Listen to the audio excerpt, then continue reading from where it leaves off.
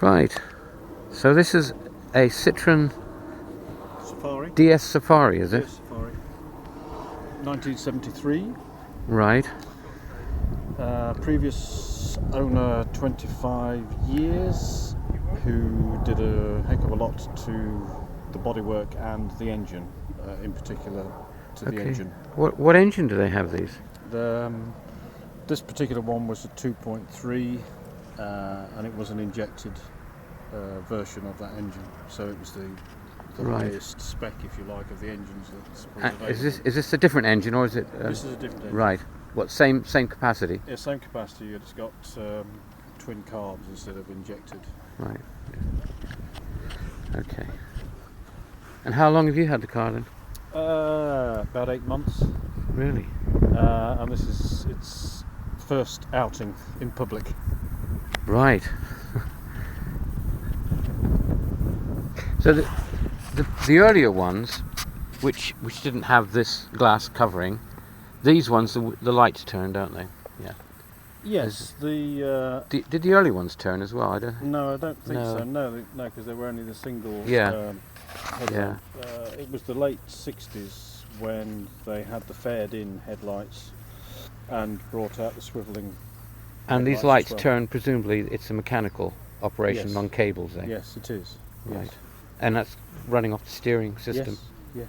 Right. And they're also self-levelling as well. Right. The lights? Yes. Ah. Yes. Not like the 2CV where you have to adjust it by hand? No, they're self-levelling with the suspension. Right. So, and these Safaris, they came with a standard rack, the did they? rack was standard. And Yeah. The front bar, which has got this corrugated finish, was specifically designed to reduce wind noise. Oh, right. Yeah. Oh, that's clever. It's coiled like that to break up the sort of wind, to stop any whistling. Yeah. Just the sort of things. These have a steel roof, unlike the saloon. They have a steel roof because, of course, it's integral to the strength of the vehicle itself. Right. So the saloon was made of what? Fiberglass. Fiberglass. Yeah. Oh, I didn't realise that. What about the inside? Yeah, frame. because of the inherent strength of the chassis, or caisson as it's called. It meant that they could use pillarless doors. Right. Because the strength is all in the box section chassis. And this is the later dashboard. They changed the dashboard in late 1969. The gear. Where's the gear? The gear changes on one of the arms. Manual. This is manual. Yeah, and that's the gear lever on the left here. Right. And this has got a 5-speed gearbox. Right. That was standard, was it then? Yes, I think it was. 73. Yes, I think it was standard. There were semi-auto versions, which of course would only be 4-speed. Right. I think there were two levels of standard of interior, and this has got the vinyl. I don't know exactly what the expression is for this type of vinyl, but they also did the leather, the Palace version. It's actually fitted with Palace trim in terms of the carpets and these panels on the side. This is all Palace. Right. This is the carpets, but that wasn't a standard. Right. 2 additional height settings for your normal. Yeah. Same as the GS has got in other cars. And in actual fact, although it's built on the same chassis as the saloon, they are identical length, or the wheelbase is identical. It's only the overhang. Extra hang. It's only the overhang. Yeah. And this is an unusual setup, isn't it, for the door hinge? Yeah, that exterior. It seems to work. Yeah, it's great, isn't it? I mean, they were one of the earliest estates to appear in the UK. I think this volume found a lot of favour with antique dealers and vets. Yep, the vet, yeah. Because I think the Humber Super Snipe or whatever it was. Was it the Scepter? Or No, was it the that was earlier. The bigger Humber, one of the Humbers anyway. That had a bigger estate that they used to use.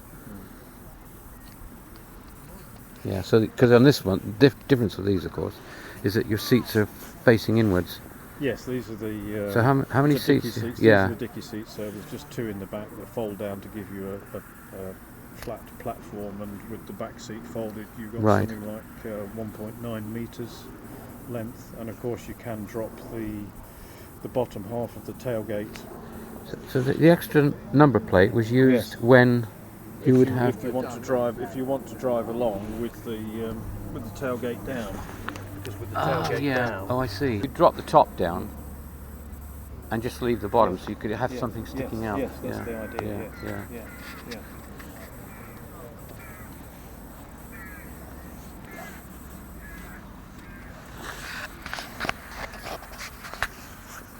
And there's not many of these around now.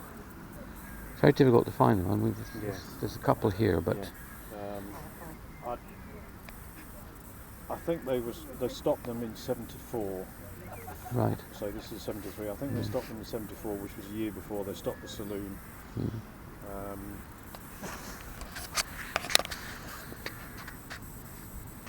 What are you going to do with it now? You're going to paint it again, or No. just going to keep it like it is? Yeah. It's got the aluminium bonnets like the saloon as well. But Right. All of the wings on this particular car have been replaced with fiberglass. Oh, really?